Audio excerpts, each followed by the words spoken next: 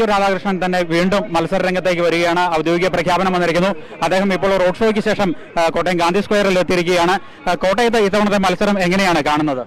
നല്ല ആവേശകരമായ മത്സരം, നല്ല ഭൂരിപക്ഷത്തിൽ ജയിക്കുന്നതിന് വേണ്ടിയുള്ള പരിശ്രമം. ആ പരിശ്രമത്തിൽ ഞങ്ങൾ എല്ലാവരും കൂടി ഒരു ചുണ്ടൻ വെള്ളം വലിക്കുന്നത് പോലെയാണ്. എല്ലാ തുഴകളും ഒരുമിച്ചിടുകയാണ്. അമരത്തിരുന്ന് നമ്മുടെ സഹപ്രവർത്തകർ നന്നായിട്ട് അത് നയിക്കുകയാണ്. നല്ല വമ്പിച്ച ഭൂരിപക്ഷം ഫിനിഷിംഗ് പോയിന്റിൽ എത്തുമ്പോൾ ഐക്യജനാധിപത്യ മുന്നണിക്ക് കോട്ടയം നമ്പർ 1 നിൽക്കും. അതാണ് ഞങ്ങളുടെ വിശ്വാസം. ഇപ്പൊ കഴിഞ്ഞ തെരഞ്ഞെടുപ്പുകളിലൊക്കെ ഇപ്പൊ തുടർച്ചയായി 3 തവണ കോട്ടയത്ത് തന്നെ മത്സരിച്ച് വിജയിച്ചു വന്നു. ഇനിയും കോട്ടയത്ത് ഈ സമയങ്ങളിൽ കാര്യമായ വികസനം നടപ്പായില്ലെന്ന് LDF-ഉം NDA ഒക്കെ ആരോപിക്കുന്നുണ്ട്. അതിന് സാറിന് പറയാനുള്ള മറുപടിയാണ്. 2011 മുതൽ ഉമ്മൻചാണ്ടി ഗവൺമെന്റ് ആയിരുന്നു, ഞാനും അതിൽ അംഗമായിരുന്നു. ആ കാലത്തുണ്ടായ വികസനം ഒരു ഭാഗത്ത്, അതിനുശേഷം 10 കൊല്ലക്കാലം പിണറായി വിജയൻ ഗവൺമെന്റ് ആയിരുന്നു.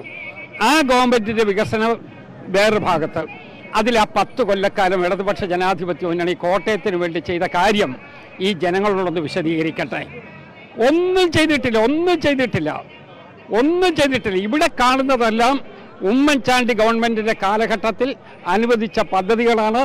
ആ പദ്ധതികൾ പൂർത്തീകരിക്കുന്നതിന് പോലും ചിലതിൽ ഇവർ തടസ്സം നിന്നു. ഞങ്ങൾക്കതിൽ വേദനയുണ്ട്. കാരണം ഞങ്ങൾ ഇന്ത്യൻ പൗരന്മാരല്ലേ, ഞങ്ങൾ കേരളത്തിലുള്ളവരല്ലേ.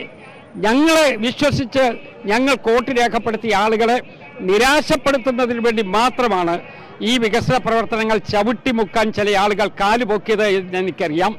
അത് ജനങ്ങൾ കണ്ടറിഞ്ഞു എന്നുള്ളതാണ് ഇന്നിപ്പോൾ നമ്മളിവിടെ കണ്ട ആവേശ പ്രകടനത്തിൻ്റെ പ്രധാനപ്പെട്ട കാരണം.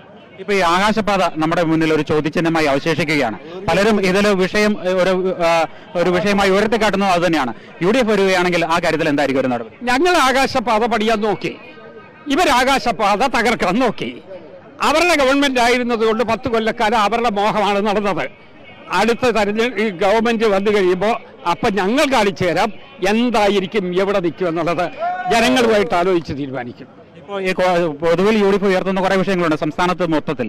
അതിനപ്പുറം കോട്ടയത്തിൽ പ്രത്യേകമായി എടുത്ത് ഉയർത്തി കാട്ടുവാനുള്ള വിഷയങ്ങൾ എന്തൊക്കെയായിരിക്കും? എത്രയോ കാര്യങ്ങളുണ്ട്. സാംസ്കാരിക കേന്ദ്രമായ കോട്ടയം, ഇവിടെ ഉണ്ടായിരുന്ന എല്ലാ വ്യവസായ സ്ഥാപനങ്ങളും പൂട്ടിയില്ലേ? ട്രാവൻകൂർ സിമെന്റ്സ് അവശതയിലായില്ലേ? Electro chemicals ഇല്ലാതായില്ലേ?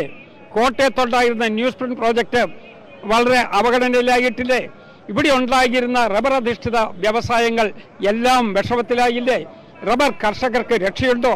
നെൽ കർഷകർക്ക് രക്ഷയുണ്ടോ? ഇടവിള കർഷകർക്ക് ആർക്കെങ്കിലും രക്ഷയുണ്ടോ? അങ്ങനെ പരിതാപകരമായ അവസ്ഥയിലേക്ക് കേരളത്തെ ചവിട്ടി താഴ്ത്തിയ രംഗത്ത് നിന്ന് ഞങ്ങൾ ഉയർത്തെഴുന്നേക്കും. ഒരു മിന്നൽ പിണർ പോലെ കോട്ടയത്തെ ജനത ഒരുമിച്ച് ഉണർന്നെഴുന്നേക്കും. അതാണ് ഞങ്ങളുടെ മോഹം. ഇപ്പോൾ ഞങ്ങളുടെ മുനിസിപ്പാലിറ്റി അവരുടെ ഒരു നയപ്രഖ്യാപനം നടത്തി. ഞാൻ ആ നയപ്രഖ്യാപനത്തോട് 100% യോജിക്കുകയാണ്. കാരണം നാടിൻ്റെ വികസനം കണ്ടറിഞ്ഞ് അവർ മുന്നോട്ട് പോവുകയാണ്. അതോടൊപ്പം തന്നെ ബിജിപുരം പഞ്ചായത്ത് അവരുടെ ഒരു വികസന പദ്ധതി അവർ ആവിഷ്കരിച്ചിട്ടുണ്ട്. ഞങ്ങൾ അതിനോടെല്ലാം യോജിച്ചുകൊണ്ട് ജനങ്ങളുമായി സഹകരിച്ച് പോസിറ്റീവായ നടപടികൾ മുന്നിൽ വെച്ച് അത് നടപ്പാക്കിയെടുക്കുന്നതിന് വേണ്ടിയുള്ള പരിശ്രമത്തിൽ ഗവൺമെന്റിന്റെ കൂടി പിന്തുണയോടുകൂടി പോവുക, അതാണ് ഞങ്ങളുടെ ലക്ഷ്യം. തീർച്ചയായും. ഏതായാലും കോട്ടയത്ത് ഇത്തവണയും വീണ്ടും വിജയം ആവർത്തിക്കും. തുടർച്ചയായി 4ാം തവണയും കോട്ടയത്ത് നിന്ന് വലിയ ഭൂരിപക്ഷത്തിൽ തന്നെ വിജയിച്ചു വരും. ഇവിടെ സർക്കാർ ഈ മണ്ഡലത്തോട് കാണിച്ച വികസന വിരുദ്ധത അത് തുറന്നു കാട്ടിക്കൊണ്ടായിരിക്കും പ്രചരണത്തിൽ മുന്നോട്ട് പോവുക എന്ന് തന്നെയാണ് തിരുവഞ്ചൂർ രാധാകൃഷ്ണൻ പറയുന്നത്. ഏതായാലും വലിയൊരു വിജയം തന്നെയാണ് അദ്ദേഹം ഈ മണ്ഡലത്തിൽ പ്രതീക്ഷിക്കുന്നതും. ക്യാമറമാൻ ജിത്തു കൃഷ്ണനൊപ്പം പ്രശാന്ത് ജോസഫ്, അമൃത ന്യൂസ്.